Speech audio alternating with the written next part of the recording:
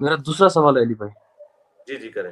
دوسرا سوال یہ یہاں پہ ایک اہل حدیث عالم ہے، انہوں نے اپنے ایک ویڈیو میں کہا ہے کہ یہ حضرت حسن رضی اللہ عنہ مولا علی علیہ السلام کو روکتے تھے کہ آپ مسلمانوں کے ساتھ مت لڑو.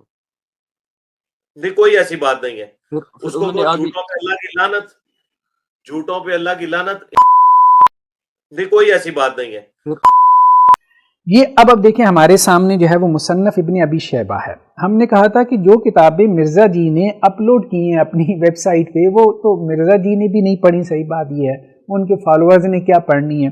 اب ہم انشاءاللہ سے وہ ساری کتابیں مرزا جی کو بھی پڑھوائیں گے، ان کے فالوورز کو بھی پڑھوائیں گے، کیونکہ مرزا جی کا دعویٰ یہ ہے کہ یہ ساری کتابیں جو ہے وہ محدثین نے عوام الناس کے لیے لکھی ہیں، تو اور ان کتابوں میں حق بیان ہوا ہے اور وہ حق لوگوں تک پہنچنا چاہیے. جی ٹھیک ہے جی، یہ اہل سنت پاک.com سے آپ مصنف ابن ابی شیبہ جو ہے وہ ڈاؤن لوڈ کر لیجئے. ٹھیک ہے، یہ ہم نے یہاں سے ڈاؤن لوڈ کی ہوئی ہے.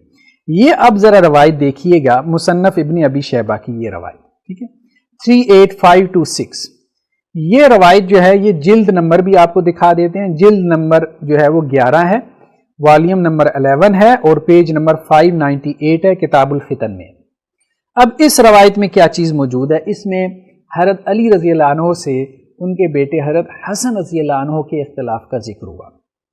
بعد میں ہم اس پہ گفتگو کرتے ہیں. ان لوگوں کو بات سمجھ بھی نہیں آتی کہ ہم نے تھم نیل میں ٹائٹل کیا لگایا اور یہ نیچے سے کیا اعتراضات نکالتے رہتے ہیں. بہرحال ہم حدیث کا ذرا متن پڑھ لیں، اور یہ اتھینٹک روایت ہے.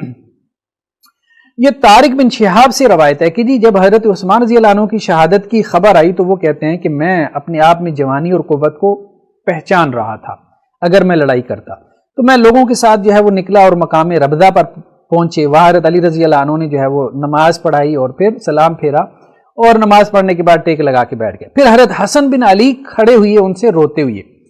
یہ وہ وقت ہے کہ جب حضرت علی رضی اللہ عنہ جو ہے وہ جمل کی تیاری کر رہے ہیں، ٹھیک ہے، جنگ جمل کی.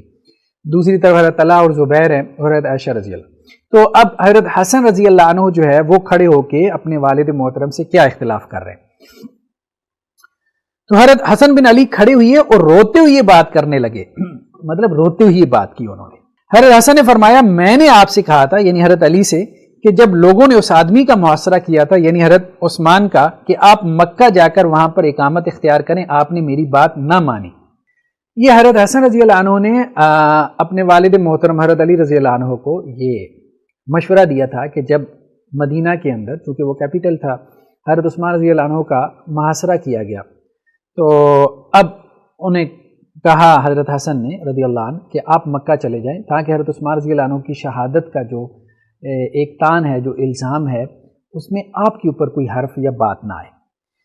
دوسری بات کیا کی حضرت حسن نے کہ آپ نے یہ میری بات نہیں مانی. پھر کہا کہ جب انہیں شہید کیا گیا میں نے آپ سے کہا تھا کہ آپ اپنے گھر میں رہیں یہاں تک کہ عرب کی عقل مندی واپس آ جائے، بس اگر آپ گو کی بل میں ہوئے تو وہ آپ کو اونٹ کے پہلو مارتے یہاں تک کہ آپ کو اس بل سے نکالتے. آپ نے میری بات نہیں مانی.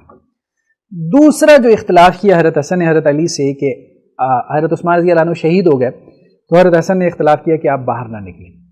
یہ ان کا اختلاف تھا یہاں تک کہ عربوں کی عقل جو ہے وہ واپس آ جائے، لوگوں کا جوش جو ہے. حضرت عثمان رضی اللہ عنہ کی وجہ سے ظاہری بات ہے کہ ان کو ان کے گھر میں مظلومانہ ان کی شہادت ہوئی تھی، تو لوگ ایک غصے کے جذبات تو تھے. تو حضرت حسن رضی اللہ عنہ کا کہنا یہ تھا کہ لوگوں کے جذبات جب تک جو ہے وہ ٹھنڈے نہیں پڑ جاتے اس وقت تک آپ باہر نہ نکلیں، اس کا فائدہ نہیں ہے. تو یہ اختلاف کیا تھا دوسرا حضرت حسن نے حضرت علی رضی اللہ عنہ سے. تیسرا کیا اختلاف ہوا؟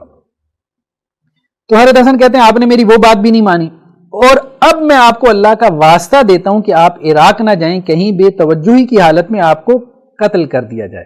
اب تیسری بات یہی کہی ہے کہ آپ عراق کی طرف جو ہے وہ نہ جائیں، کیونکہ وہاں پہ جو ہے وہ آپ کے دشمن ہیں، اصل میں وہ آپ کے چاہنے والے نہیں ہیں، وہ آپ کے دشمن ہیں.